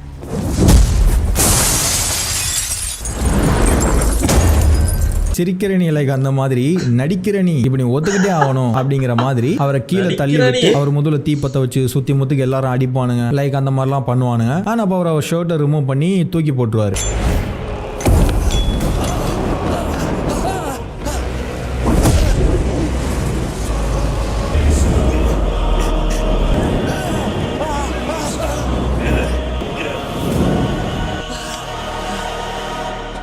இந்த இடத்துல இன்னொரு விஷயத்த சொல்லணும்னு நினைக்கிறேன். நிறைய பேர் சொன்னீங்க லாஸ்ட்ல இதே ஷர்ட்டை தான் அவர் எடுத்து போடுவாரு, இங்க தான் இந்த ஷர்ட் தீ எரிஞ்சிருச்சு, அப்ப எப்படி லாஸ்ட்ல அவர் எடுத்து போட்டாரு அப்படின்னு கேக்குறீங்க. நிறைய பேர் அந்த மாதிரி அந்த டவுட்ல இருக்கிறீங்க. அதுக்கான ஆன்சர் என்னன்னா, அங்க அவர் ஷர்ட்டை தீக்கு போடும் போது பாருங்க, அங்க தீ வந்துட்டு அணைஞ்சிருச்சு.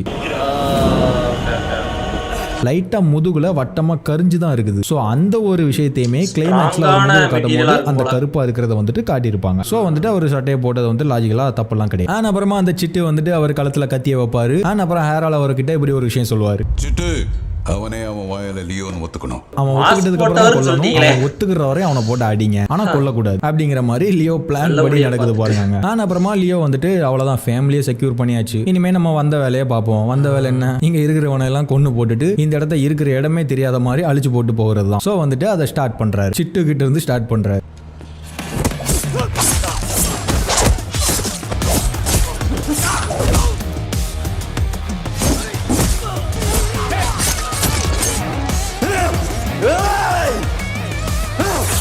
அண்ட் சாரி, நான் இந்த இடத்துல ஒரு விஷயத்த சொல்ல மறந்துட்டேன். அவர் முதுகுல கொளுத்தி போடுறதுக்கு முன்னாடி இப்போ லியோ வெளியில வருவான், நான் அவனை என்ன டார்ச்சர்லாம் பண்றாங்கிற பாரு அப்படிங்கிற மாதிரி ஹேரால் தாஸ் அவர்கிட்ட, அதாவது ஆந்தனியோட ரைட் ஹேண்ட் கிட்ட, அதாவது கரண்டா இப்போ அவருடைய லெஃப்ட் ஹேண்ட் கிட்ட ஒரு விஷயம் சொல்லுவாரா, இப்போ லியோ வெளியே வருவான், நீனும் போனீங்க அண்ணனும் போனீங்க, இவ்வளவு போராடியும் லியோ வெளியே கொண்டு வர முடியல, இப்ப நான் கொண்டு வரேன் பாரு என் பசங்களை வச்சு அப்படிங்கிற மாதிரி சொல்றாரு. அதுக்கு அவருக்கு பதிலுக்கு ஒரு மாதிரி நக்கலை சிரிக்கிற, நீ என்னதான் பண்ணாலும் சரி, என்னதான் போராடினாலும் சரி, அவனை ஒத்துக்க வைக்க முடியாது. ஏன்னா அவர் லாஜிக்கலா யோசிக்காரு, இவர் ஈகோ வச்சுட்டு பேசுறாரு அப்படிங்கிற மாதிரி அந்த ரியாக்ஷனை வந்துட்டு நமக்கு காட்டுறாங்க. இப்போ லியோ வெளியே வருவான். எக்கோ எக்கோ பிடிச்ச கழுத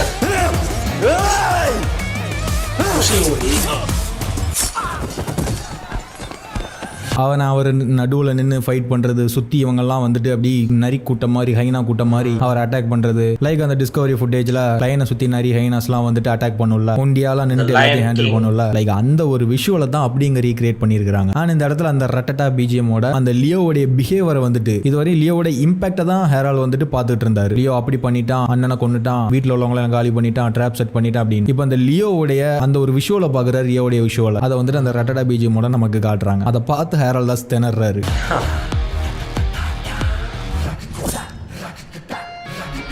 அப்புறமா லியோ எல்லாரையும் அடிச்சுட்டு ஹேரால் தாஸ் பக்கம் ஸ்டெப்ஸ்ல ஏறுவாரு. அப்போ ஹேரால் தாஸ் கிக் பண்ணிடுவாரு. அப்போ ஒருத்தர் அடிக்க வாரங்கிற பேர்ல அவர் கையில சுத்தியல கொடுத்துருவாரு. லியோ கையில வெப்பன்ஸை கொடுத்தா என்ன ஆகும் ஆல்ரெடி பார்த்துருக்கோம் இல்லையா? ஸோ அங்க என்ன நடக்கணுமோ அதுதான் நடக்குது.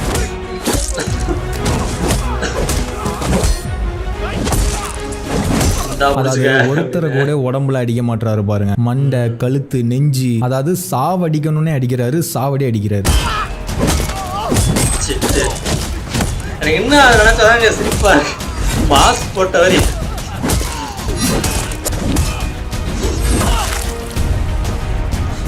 அண்ட் தென் கீழே இருக்கிற எல்லாவனையும் லியோ அடிச்சு போட்டதுக்கு அப்புறமா, அதாவது பாதி பேரை கொன்னும் போட்டதுக்கு அப்புறமா பாதி பேர் பாதி உசுரில் கிடப்பானுங்க. அந்த மாதிரி எல்லாரையும் க்ளோஸ் பண்ணதுக்கு அப்புறமா ஹேரால்டுக்கு ஒரு பயம் வந்துருச்சு. அண்ட் அந்த ஆந்தனி தாஸோட ரைட் ஹேண்டான ஹேராலோட லெஃப்ட் ஹேண்டான அவருக்கும் ஒரு பயம் வந்துருச்சு. இப்போ மேலே வந்துருவானு அப்படின்னு ஒரு பயம். ஸோ அதனால ஹேரால் என்ன பண்றாருன்னா அவரை வந்துட்டு நீ பையன் கிட்ட போ அப்படிங்கிற மாதிரி அனுப்பி வச்சிருக்காரு. அவரும் உடனே ஓகே நல்ல இழப்பு நான் போறேன் அப்படிங்கிற மாதிரி போறாரு. நீ பையன் கிட்ட போ. அதாவது இது ஆந்தனி தாஸ் யூஸ் பண்ண அதே ஸ்ட்ராட்டஜி, பையனை வச்சு இவனை கொஞ்சம் கண்ட்ரோல் பண்ணிடலாம் அப்படிங்கிற மாதிரி. பட் ஆந்தனி தாஸுக்கு அது அங்க ஒர்க் ஆகல. சேம் அதே ஸ்ட்ராட்டஜி அவங்க ஃபாலோ பண்றாங்க. தென் அப்புறமா லியோ எல்லாரையும் அடிச்சு போட்டதுக்கு அப்புறம் இவர் இப்படி சொன்னதுக்கு அப்புறமா அவர் மேல வராரு. திரும்பவும் ஹேரால் அவரை பிளாக் பண்ணலாம்னு பாக்குறாரு. பட் வந்துட்டு லியோ வந்துட்டு ஒரே ஒரு அளவுக்கு தான் அடி வாங்குற மாதிரி நடிக்க முடியும் அப்படிங்கிற மாதிரி சுவிட்ச் ஆகி மேல வந்துடுறாரு.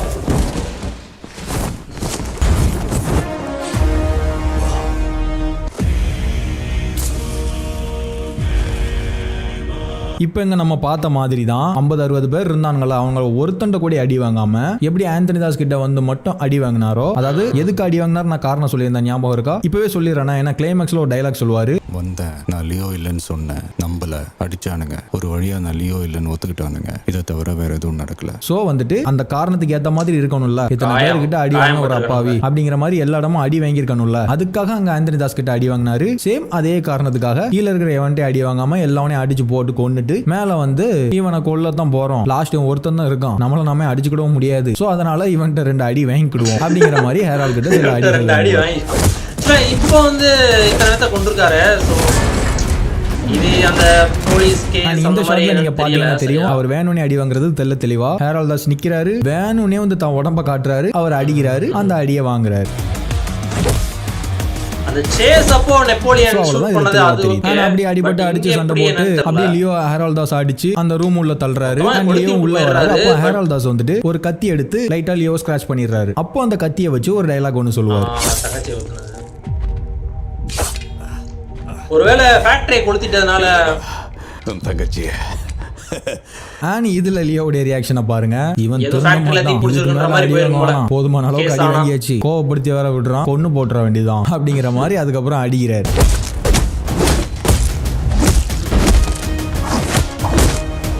அங்க ஹேரால் தாஸோட ரியாக்ஷனை பாருங்க, தலையில கை வச்சுட்டு ஐயோ என்னடா இது, ஏன்டா அப்படி ஒரு வார்த்தையை சொல்லி கோவப்படுறாரு ஒரு ரியாக்ஷன் கொடுக்குறாரு. ஆனா அப்புறமா லியோ வந்துட்டு ஹேரால் அந்த டேபிளுக்கு அந்த பக்கமா தூக்கி போடுறாரு. ஆனா அங்க ஹேரால் வந்துட்டு டிராயரை திறந்து அங்க இருக்கிற கன் எடுக்க போறாரு. அதை வந்துட்டு லியோ பார்த்துட்டாரு. பார்த்த உடனே பாருங்க, இத ஸ்லோ மோஷன்ல காட்டுறாங்க, பட் 2 செகண்ட் தான். ஹேரால் தான் டிராயர்ல இருந்து கன் எடுத்தாரு. ஆனா எப்படி லியோ கையில அந்த கன்னு போச்சுன்னே தெரியல. ஹேரால் திணறிக்கிட்டே பாக்குறாரு, அதாவது அடி வாங்கிட்டே அடி வாங்கிட்டு, அதுக்காக நான் உன்னை கொல்லலாம் விட மாட்டேன் அப்படிங்கிற மாதிரி லியோவுடைய அந்த ஒரு மூவ்ஸ்.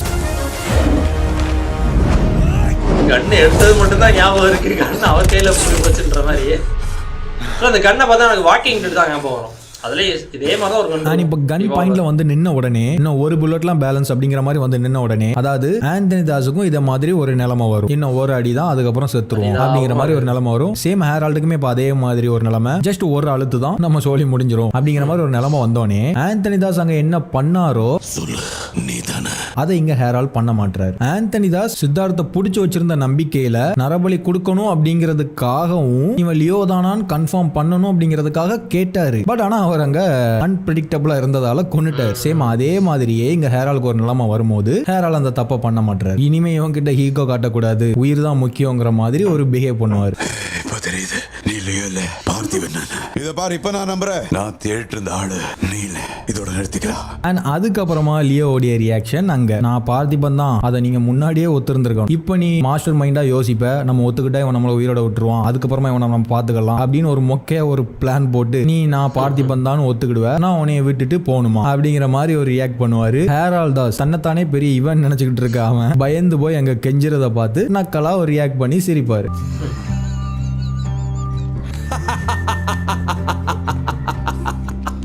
எனக்கு இந்த பிஜிஎம் போட்ட உடனே அவர் சிரிச்சோட அந்த பிஜிஎம் வந்தா எனக்கு செம்மையா இருந்துச்சு தியேட்டர்ல.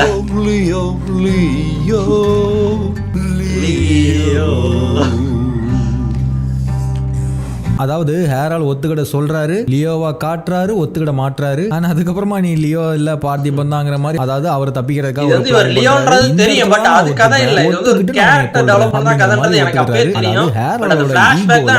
ஈகோவை வச்சு விளையாடுறாரு. அவர் முன்னாடி சொன்னார்ல, என்னோட ஈகோ உரசி பார்க்காத, அதை சொன்னதுக்காக இந்த மனுஷனுக்கு, அதாவது லியோக்கு எந்த அளவுக்கு ஈகோ இருந்திருந்தா இந்த அளவுக்கு உரசுவார் அந்த ஈகோவை. அன்னைக்கே கொண்டிருக்கணும்ல, தப்பு பண்ணிட்டேன். ஆனா அதுக்கப்புறமா அந்த ஃபயர் பண்ற லியோவுடைய அந்த பொசிஷனுக்கு கன்னு வந்ததும் ஹேரால் தாஸ் திணறாரு. அவ்வளவுதான், நம்ம கதை முடிஞ்சதுன்னு. சோ வந்துட்டு அவர் அங்க எந்த மூவ்ஸுமே பண்ணல பாருங்க. லியோவுக்கு அகைன்ஸ்டா அப்படி இப்படி அவரை தடுக்கிறது வைக்கிறது அந்த மாதிரி எதுவுமே பண்ணல. அவர் திணறாரு, பயப்படுறாரு. ஆனா அவருக்கு தெரிஞ்சிருச்சு அங்க அவ்வளவுதான், கன்னை வந்துட்டு ரோல் பண்ணதோட நம்ம கதை முடிஞ்சதுன்னு. சோ வந்துட்டு அங்க என்ன நடக்கணுமோ அது நடக்குது.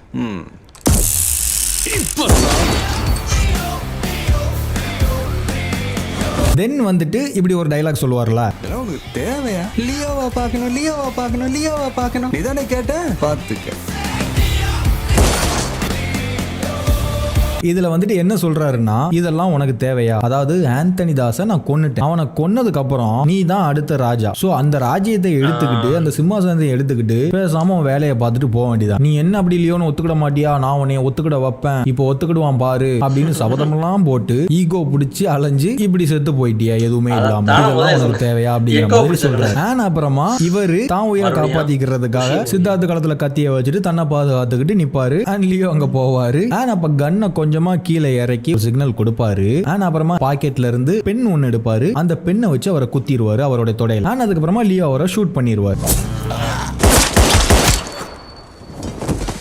அதாவது இந்த பெண் வந்துட்டு அவர் பாக்கெட்ல இருந்தது. இதை எங்க காட்டுவாங்கன்னா, இதே நைட்ல அவர் வெளியில போய் தனியா உட்காந்துருப்பாரா, அப்ப லியோ அவரை கூப்பிட போவாரா, அப்ப கையில வச்சுட்டு ஸ்விங் பண்ணிட்டு இருப்பார்ல, அந்த ஒரு பெண் தான். அது எப்படி கரெக்டா இந்த மாதிரி குத்துனாரு அப்படின்னு கேட்டீங்கன்னா, பிகாஸ் வந்துட்டு நான் ஆல்ரெடி சொன்ன மாதிரி ஒண்ணு என்னன்னா, அவர் வந்துட்டு லியோவுடைய பையன், லியோவுடைய ரத்தம். அந்த ஸ்பியர் எரியறதுல இருந்து நிறைய பிஹேவியர்ஸ் வந்துட்டு, அந்த ஹைனாவை பிடிக்கிறதுக்கு நான் ஹெல்ப் பண்றேன் அந்த மாதிரி தைரியமா வர்றதுல இருந்து எல்லாமே லியோ கூட ஒத்துப்போம். பட் லியோ அவர் செய்ய வர்ற எல்லா விஷயத்தையும் அவர் தடுத்து வைப்பார். தன்ன மாதிரியா வாரான அப்படிங்கிற மாதிரி தடுத்து வைப்பார். அண்ட் நிறைய தற்காப்பான விஷயங்களும் அவருக்கு சொல்லி கொடுத்துக்கிறான். லைக் இந்த காரோட சொல்லி கொடுக்குற மாதிரிலாம் காட்டுவார், இந்த மாதிரிலாம் காட்டுவார். அண்ட் அந்த ஒரு விஷயத்தினால தான் இங்க வந்துட்டு கரெக்டா இந்த மாதிரி பின்னாடி ஒருத்தர் லாக் பண்ணிட்டானா இந்த மாதிரி பண்ணணும் அப்படிங்கிற மாதிரி அவர் அந்த விஷயத்தை பண்றாரு. தென் லியோ வந்துட்டு அவரை ஷூட் பண்றாரு. அண்ட் லியோ இப்படி ஒரு விஷயம் அவர்கிட்ட சொல்றாரு, வெளியில ஏதாவது வண்டி இருக்கா போய் பார். அங்க சித்தார்த் திணறி போய் பாக்குறாரு. அப்போ உண்மையிலே நம்ம அப்ப இத்தனை பேரை கொலை பண்ண ஒருத்தன் தானா, பார்த்திபன் கிடையாதா, லியோ தானா, இவ்வளவு பெரிய டானா, இவ்வளவு பெரிய கிங்கா அப்படிங்கிற மாதிரி திணறி போய் பாக்குறாரு. அண்ட் அதுக்கப்புறமா நம்ம ஆல்ரெடி சொன்ன மாதிரி தான் திரும்ப பார்த்திபனா மாற போறாரு. வந்தாச்சு, லியோவா கொஞ்ச நேரம் இருந்தாச்சு, இன்னும் ஒரு 2 நிமிஷம் அப்படியே ஒரு பழைய கிங் லியோவா இருந்துட்டு திரும்ப நாஸ்டாலஜி எல்லாம் பார்த்துட்டு நல்ல பாஸ்ட வந்துட்டு ஃபீல் பண்ணிட்டு பழைய லியோ தாசா 2 நிமிஷம் இருந்துட்டு போலான்னு சொல்லிட்டு சொல்றதா அந்த பின்னாடி வர அந்த வாய்ஸ் ஓவர், அவர் அந்த சேர்ல உட்கார்றது, காப்பு போடுறது, சிகரெட் பிடிக்கிறது, வைக்கிறது, இது எல்லாமே. பாஸ்ட பத்தி அடிக்கடி பேசணும்னா அதுல ஏதாவது ஒரு நல்லது இருக்கணும். எனக்கு அந்த மாதிரி எதுவும் இல்ல.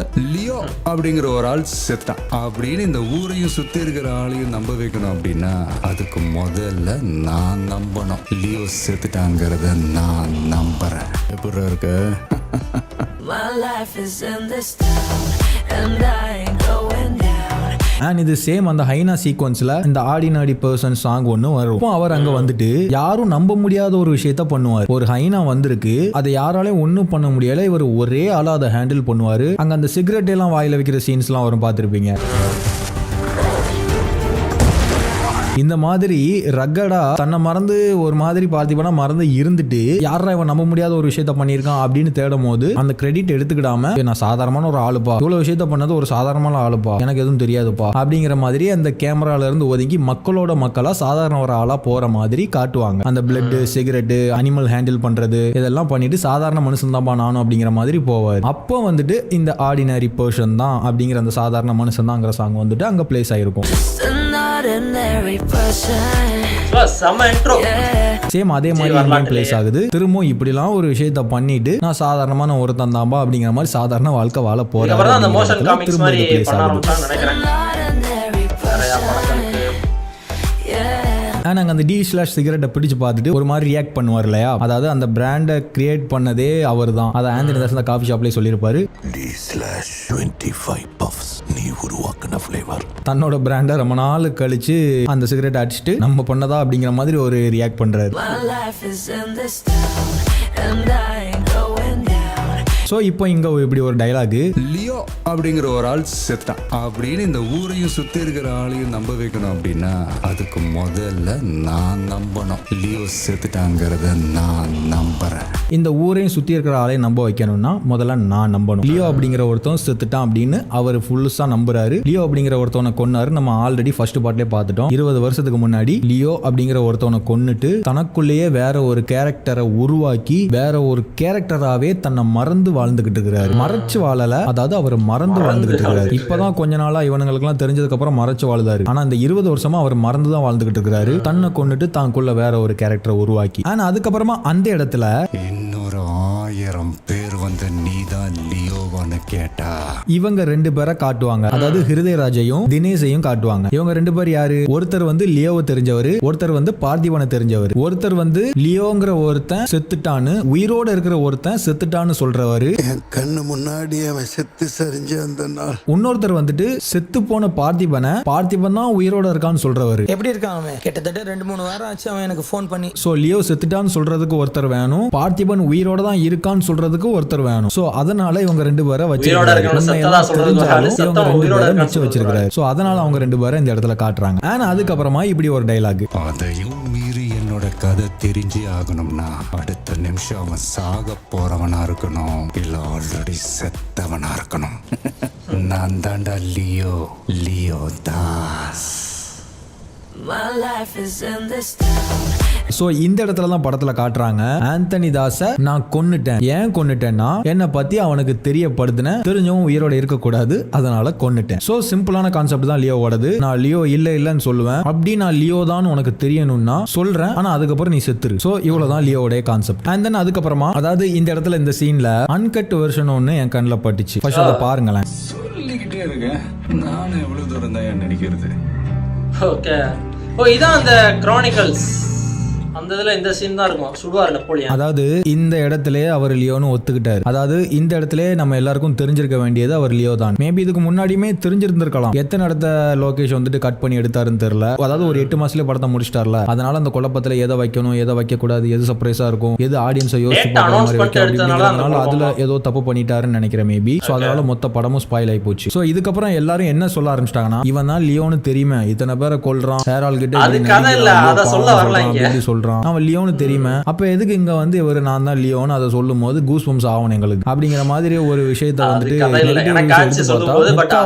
ஒரு விஷயத்த சொல்லியிருக்காங்க. சரி, ஆமா அது கண்டுபிடிச்சிருவாங்களே. ஆமா ஆப்வியஸா தெரியும், தியேட்டருக்குள்ள வரவங்க எல்லாருக்குமே தெரியும் அவர் தான். ட்ரைலர்லயும் காமிச்சிருந்தேன். நான் பண்ணிட்டு இருந்த படங்கள்ல இருந்து அந்த படத்தை கொஞ்சம் டிஃப்ரெண்டா மாத்தணும்னு யோசிச்சிருந்தேன். சைக்கலாஜிக்கல் த்ரில்லர் தான் அந்த படத்தோட ஐடியா. இது ஒட்டு மொத்தமும் ஒரு மனுஷன் தான் செத்துட்டேன் அப்படின்னு தானே நம்புற ஆளோட கதை. கடைசி வரைக்கும் நான் யார்கிட்டயும் நான் இந்த மாதிரி இவன் தான் நான் அப்படின்னு சொல்லிக்க மாட்டேன்னு இருந்ததுதான். ஸோ இந்த இடத்துல படத்துல எல்லாமே கரெக்ட் தான். பட் ஆனா அந்த 2 மணி நேரத்துக்குள்ள எந்த விஷயத்தையெல்லாம் வைக்கணும் வைக்க கூடாதுங்கிறத வந்துட்டு அந்த ஒரு விஷயத்துல தான் மேபி தப்பு பண்ணிட்டாருன்னு நினைக்கிறேன் லோகேஷ். அதாவது எனக்கு தோன்றது அவர் தப்பு பண்ணிட்டாருன்னு சொல்ல வரல. ஒரு 8 மாசத்துல அவசரமா படத்தை முடிச்சாங்கல்ல, இதெல்லாம் ஆடியன்ஸ் சர்ப்ரைஸ் பண்ணும், இதெல்லாம் ஆடியன்ஸ் எடுத்து யோசிப்பாங்க, இதெல்லாம் பார்க்கலாம் தெரியும் போல அப்படிங்கிற மாதிரி டீகோட் பண்ணி கண்டுபிடிச்சிப்பாங்க ஆடியன்ஸ் அப்படிங்கிற மாதிரி நிறைய விஷயத்தை ஹைட் பண்ணிருப்பாரு அவர். ஏன்னா அவருடைய ப்ரீவியஸ் ஃபிலிம்ஸ் எல்லாம் அந்த எல்சியூல எல்லாம் நிறைய விஷயத்தை டீகோட் பண்ணி நோண்டி நொங்கடிச்சு கண்டுபிடிச்சதுனால இதுல நம்ம நிறைய டீகோட் பண்ற மாதிரி வைப்போம், அவங்களுக்கு வந்துட்டு நல்ல என்கேஜா இருக்க வாய்ப்பு கிடைக்கும் அப்படிங்கிற மாதிரி நினைச்சிருப்பாரு. பட் ஆனா அது பயங்கரமா ஆடியன்ஸ் மத்தியில சொதப்பிருச்சு. மற்றபடி ஒரு பயங்கரமான ஒரு ஒர்க் தான், யூசுவலா அவர் பண்ற மாதிரி ஒரு பயங்கரமான ஒர்க் தான், ஒரு அப்கிரேடான ஒரு ஒர்க் தான்.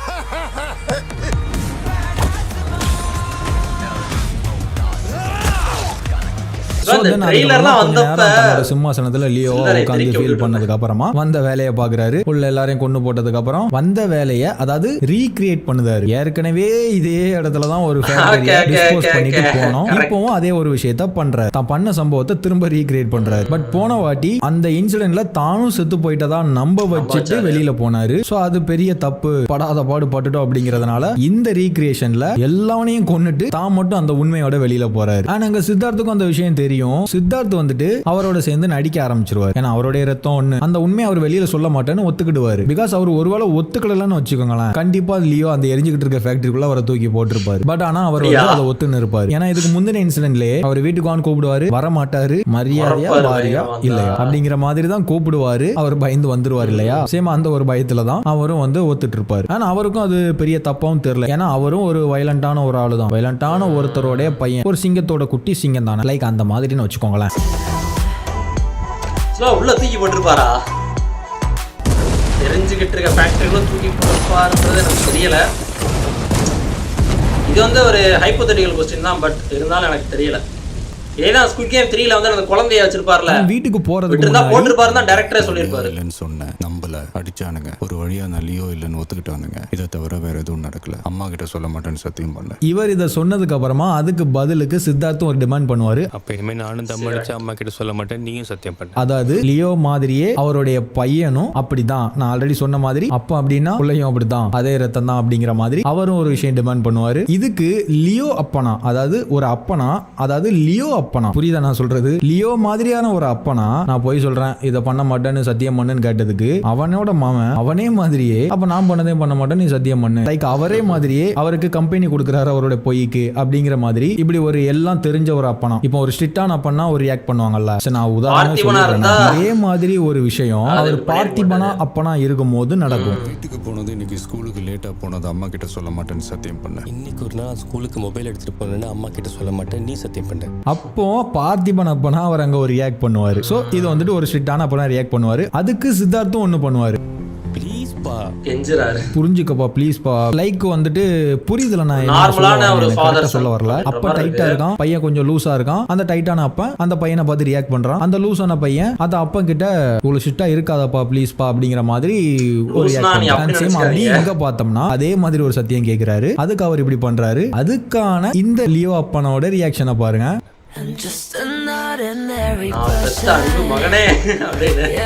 சோ நான் சொல்றது புரியுதுல்ல. ஆனா அதுக்கு அங்க சித்தார்த்தோட ரியாக்ஷன் பாத்தீங்கன்னா அவர் சிரிக்கிறாரு. சோ வந்துட்டு தெளிவா புரிஞ்சிருக்கும்னு நினைக்கிறேன். தென் அவங்க வீட்டுக்கு போயிடுறாங்க. வீட்டுக்கு போனதுக்கு அப்புறம் சத்யா வந்துட்டு சாப்பாடு வைக்கிறாங்க எல்லாருக்கும். அப்போ லியோவை பார்த்தும் முறைச்சு பாக்குறாங்க, சேம் சித்தார்த்தை பார்த்தும் முறைச்சு பாக்குறாங்க. ஏன்னா இப்போ சத்யா வந்துட்டு எதுவும் பண்ண முடியாது, எந்த ஆக்ஷனும் எடுக்க முடியாத சூழ்நிலை இருக்காங்க, லைக் அந்த மாதிரி தான், சந்தேகப்படவும் முடியாது. ஆனா இதுக்கு சித்தார்த்தும் போய் சொல்றாங்கிற விஷயமும் அவங்களுக்கு தெரியும், அதனால சித்தார்த்தையும் முறைச்சு பாக்குறாங்க. அண்ட் தென் அப்புறமா இப்படி ஒரு இன்சிடென்ட் நடக்கும்.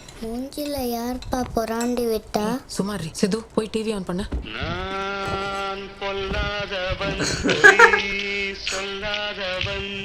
மெயின் டோர் லாக் பண்ணல நினைக்கிறேன், போய் லாக் பண்ணிட்டு வந்துடுறேன். தென் லியோ கேட்டை பூட்டிட்டு வாரன்ட்டு வெளில போவாரு. கேட்டை பூட்டிட்டு எல்லாத்தையும் ஆல் கிளியர் பண்ண ஒரு மூட்ல கேட்டை பூட்டிட்டு அப்படி ரிலாக்ஸ்டா வருவாரு. தென் அப்போ அவருக்கு அங்க ஒரு ஃபோன் கால் வரும். ஹலோ, ஒரே ஒரு தத்துவ ஃபேக்டரி அழிச்சதால மட்டும் எல்லா பிரச்சனையும் சால்வ் ஆயிடும் நினைக்கிறியா பார்த்திபன்? இந்த சீன் வரும்போது இல்லையோ. அதாவது நான் பார்ட் 6 ஒரு வீடியோ ஒன்று போட்டிருப்பேன், லியோ விக்ரம் கனெக்ட் அப்படின்னு சொல்லிட்டு. அது பார்த்துருந்தீங்கன்னா அது இப்போ உங்களுக்கு, அதாவது பார்த்துருப்பீங்க, அது ஞாபகத்தில் வந்துருச்சுன்னா உங்களுக்கு இப்போ தெரிஞ்சிருக்கும். லியோவை வந்துட்டு, லியோவுடைய குடும்பத்தையும் லியோவையும் வந்துட்டு விக்ரம் வந்துட்டு மானிட்டர் பண்ணிட்டு இருக்காருங்கிறத வந்துட்டு நம்ம அந்த மானிட்டர்ல பார்க்க முடியுது. ஸோ வந்துட்டு அதை நான் வந்துட்டு சொல்லியிருந்தேன், நம்ம பார்த்துருந்தோம் இல்லையா. ஸோ இப்போ இங்கே ஒரே ஒரு தத்ரா ஃபேக்டரி அழிச்சதால மட்டும் இந்தியாவை அப்படி மாத்திர முடியாது, இன்னும் நிறைய அழிக்க வேண்டியிருக்கு அப்படிங்கிற மாதிரி சொல்றாரா. ஸோ இதை வந்துட்டு எல்லாருமே ட்ரால் பண்ணாங்க. லியோ வந்துட்டு அந்த தத்ரா ஃபேக்டரி அழிச்சதுக்கு வேற ரீசன் இருக்கு. பட் இவர் வந்துட்டு இங்க எப்படி சொல்றாருன்னா அதுக்கு என்ன அர்த்தம்னு உங்களுக்கு புரியுதா? நான் அந்த பார்ட் 6ல சொல்லியிருப்பேன், இனிமே லியோவுக்கு என்ன பிரச்சனை வந்தாலும் விக்ரம் அதுல இன்வால்வ் ஆகி அவரை சால்வ் பண்ணணும், அவரை லியோவை ஆக விடக்கூடாது அப்படிங்கிற மாதிரி நான் சொல்லியிருந்தேன். பட் இவ்வளோ விஷயங்கள் பண்ணியும் லியோவுக்கு இவ்வளோ பிரச்சனைகள் வந்தும் விக்ரம் ஏன் இவ்வளோ நாள் இன்வால்வ் ஆகல அப்படின்னு கேட்டீங்கன்னா, இப்போ இந்த டைம் லைன்ல இந்த இடத்துல, அதாவது விக்ரம் வந்துட்டு 20 வருஷத்துக்கு முன்னாடி தான் லியோங்கிற ஒருத்தவனை பார்த்திபனா மாறுறதுக்கு ஹெல்ப் பண்ணி பார்த்திபனா வச்சிருந்தாருன்னு நான் சொன்னேன். இப்போ இந்த டைம் லைன்ல விக்ரம் படத்துல என்ன நடந்துகிட்டு இருந்தது, தான் பையனை கொன்னதால ரிவெஞ்ச் பண்றாரு. அண்ட் அது வெறும் ரிவெஞ்ச் மட்டும் இல்ல, இந்தியாவை ட்ரக் ஃப்ரீ சொசைட்டியா மாத்துறதுக்காக எல்லாமே வயலண்டா பண்ணிக்கிட்டு இருக்காரு, ஓபனா பண்றாருங்கிற மாதிரி பார்த்திருந்தோம். இந்த டைம் லைன்ல அங்க விக்ரம் படத்துல அது நடந்துகிட்டு இருக்குது. சோ அதே விஷயத்த இங்க ஒரு இவ்வளவு பெரிய தத்தோரா ஃபேக்டரி இருக்கு, இத வந்துட்டு நம்ம அழிக்க முடியாது, ஆனா இத ஒருத்தனால அழிக்க முடியும். அவனை சுரண்டி விட்டோம்னா அவன் போய் எல்லாத்தையும் அழிச்சிட்டு வந்துருவான். புரியுதா நான் சொல்றது? அததான் விக்ரம் பண்ணியிருக்காரு. அதாவது அவர் எதுவுமே பண்ணல, அதுதான் அவர் பண்ணது. இப்ப லியோவுக்கு ஹெல்ப் பண்ணாம இருந்தோம்னா அவனுங்க படுத்துற கோவத்துல இவனே அவனுங்களை போய் முடிச்சிட்டு வந்துருவான், அந்த ஃபேக்டரியை அழிச்சிட்டு வந்துருவான். சோ நீ லியோ மாறினாலும் பரவாயில்ல, அந்த தக்தோரா ஃபேக்டரி இருக்க கூடாது, அதை க்ளோஸ் பண்றதுக்கு ஒரே ஆளா உன்னால மட்டும்தான் முடியும். அதனால விக்ரம் வந்துட்டு லியோவுக்கு ஹெல்ப் பண்ணாம ஹெல்ப்லெஸ்ஸா இருந்துட்டாரு, லியோ அதை பண்ணிட்டாரு. அண்ட் இப்போ இங்க விக்ரம் இந்தியாவே திருத்தணுங்கிற மைண்ட் செட்டுக்கு அங்க வந்துட்டார்ல அந்த டைம் லைன்ல விக்ரம் படத்துல பையன் செத்ததுக்கு அப்புறமா. சோ அதனால அந்த மிஷின்குள்ள லியோவையும் உள்ள இழுக்கிறாரு. எந்த மிஷின்குள்ள தெரியுமா? ஒருத்தர் இருக்காரு ரோலெக்ஸ், இதே மாதிரி இந்த ட்ரக் பிசினஸோட இன்னொரு ஜோன்ல ஒரு பெரிய ஆளா இருந்துகிட்டு இருக்காரு. அவருடைய ஜோனுக்குள்ளே அவரை போய் பார்த்துட்டு வந்தாரு விக்ரம், அவர் எவ்வளவு டேஞ்சரா டெரிஃபிக்கா இருக்காருன்னு. சோ அவரை அழிக்கணும் அப்படின்னா லியோவை உள்ள இழுத்து விட்டா மட்டும்தான் முடியும் அப்படிங்கிறது விக்ரமுக்கு தெரியும். சோ அதனாலதான் இன்னும் நிறைய கொளுத்த வேண்டி இருக்குங்கிறத அங்க மென்ஷன் பண்றாரு. இந்த சொசைட்டியை ஒரு ட்ரக் ஃப்ரீ சொசைட்டியா மாத்தணும்னா இந்தியா பூரா நிறைய கொளுத்த வேண்டி இருக்கு. விக்ரமோட பையன் இறந்ததுக்கு அப்புறம் தான் அந்த இதுக்கே மோடிக்கே மாறுறாரு. லியோக்கு வந்துட்டு இவர் யாருன்னு தெரியல, ஏன்னா அவங்க பேசி வந்துட்டு 20 வருஷம் ஆச்சு. அதுக்கான ரீசனே நம்ம அந்த பாட்டிலே சொல்லியிருப்போம், அந்த டச்ல இருந்துக்க மாட்டாங்க, ஏன்னா புது மனுஷனா பார்த்திபனா பிறந்திருக்காரு, இந்த ஒரு விஷயம் வந்துட்டு இருக்கக்கூடாதுங்கிற பார்த்திருந்தோம். நீங்க வேணா அதுல போய் செக் பண்ணி பாருங்க. சோ இப்போ இங்க அவர் யாருன்னு தெரியுதான்னு ஞாபகப்படுத்துறாரு, இவருக்கு திரும்ப ஞாபகம் வருது, அந்த மாதிரி ஒரு ரியாக்ட் பண்றாரு. யாருன்னு தெரிகிறதா?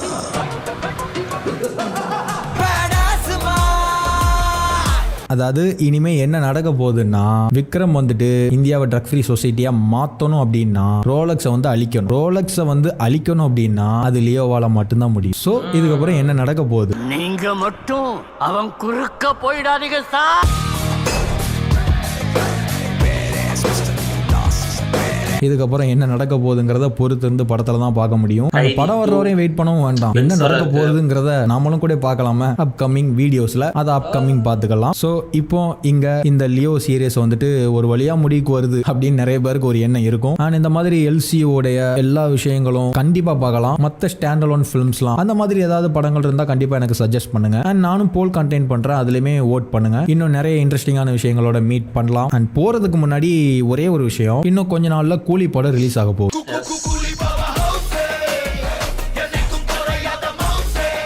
கூலி படம் ஸ்டாண்ட் அலோன் ஃபிலிம் தான், அப்படிதான் லோகேஷ் சொல்றாரு. பட் ஆனா இதே மாதிரி தான் லியோ படத்துலயும் சொன்னாரு. அண்ட் லியோவுடைய கேஸ்ட்டுமே ஸ்டாண்ட் அலோன் ஃபிலிம்கான கேஸ்ட் மாதிரி தான் இருந்துச்சு. ஏன்னா எல்சியோடைய எதுவுமே இன்டராக்ட் ஆகல, எதுவுமே இல்ல, அப்படி டோட்டலா வேற மாதிரி தான் தெரிஞ்சுது. சேம் அதே மாதிரி தான் இங்க கூலி படத்துலயுமே எல்லா கேஸ்ட்டுமே டோட்டலா வெளியில தெரியுது, எதுவுமே இன்வால்வ் ஆகல. ஆனா அதே மாதிரி நான் சொன்ன அந்த ராஜா சேர் இருக்குல்ல, அந்த ஒரு சிம்மாசனம் இருக்குல்ல, லியோ உட்கார்ந்து இருந்தது அதே சேர்ல, அதே டெக்ஸ்சர்ல இருக்கக்கூடிய சேர்ல இங்க தேவா உட்கார்ந்து இருக்கிறாரு. ஆனா அதே சேர்ல, அதே டெக்ஸ்சர் சேர்ல அங்க அந்த இதுல ரோலெக்ஸ் உட்கார்ந்திருக்காரு. சோ புரியுதா நான் சொல்றது? கூலி வந்துட்டு ஸ்டாண்ட் அலோன் ஃபிலிம் தான் அவர் சொல்லிட்டாரு. பட் எனக்கு தெரிஞ்சு நிறைய வாய்ப்புகளும் இருக்கு, 50-50% சான்சஸ் இருக்கு. அந்த சாங் வந்தப்பே நிறைய பேர் தான் சொன்னாங்க எல்சியூக்குள்ள வரும்ன்றதெல்லாம் தெரியலங்க.